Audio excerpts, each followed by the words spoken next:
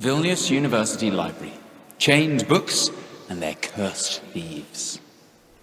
Mr. Librarian, I need that book there. A half-century-old man turns a key, rattles a chain as he opens a lock, then carries a book into the reading room, places it on a table, and secures the chain in place once more. The man is John Hay, originally from Scotland. He studied philosophy in Rome and now lives and works in Vilnius. John is the first librarian of the Vilnius University Library. Locking and unlocking valuable books was his daily duty, because 400 years ago, locks and chains did what alarm systems do today. Despite such protections, however, books still often disappeared, so book owners sometimes inscribed all sorts of curses against thieves on the title pages of their books. Perhaps the simplest one yet was, "Whoever this book shall steal, 3 years in hell will squeal." In the beginning, the Vilnius University Library was quite small, and all of its books fit into what is today known as Smuglewicz Hall, which held about 100 special storage shelves. The hall was well decorated even then, but not quite as ornately as it is today.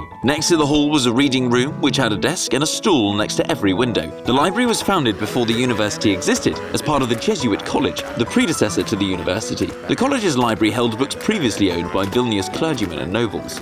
Rulers also sought to show a good example. Sigismund Augustus bequeathed one of his most valuable book collections to the library, all bound in leather and bearing the combined seals of Poland and Lithuania.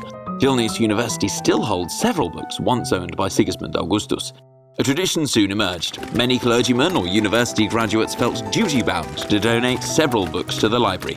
Magnate Kazimierz Leon Sapieha was particularly generous, bequeathing as many as 3,000 volumes to the library. The library's collection also grew because the printing house established next to the university would give the institution one copy of every title it published. Over its first 200 years of existence, the library amassed a collection of nearly 11,000 volumes, a small number compared to the 5.5 million titles it holds today. One particular book was quite special. Its author was Jan Twardowski. People would say he'd sold his soul to the devil in exchange for knowledge about the secrets of magic. He eventually wrote down what he'd learned in a book and presented it to King Sigismund Augustus. After the ruler's death, the book disappeared until it was found nearly 100 years later by a student named Daniel Budvil, who was no ordinary student, but rather the future rector of Vilnius University. Budvil had heard that the volume was full of all sorts of mystical things, but he decided to open the book nevertheless. As soon as he did, the reading room filled with the scent of sulfur, ghosts, and the sound of horrible banging.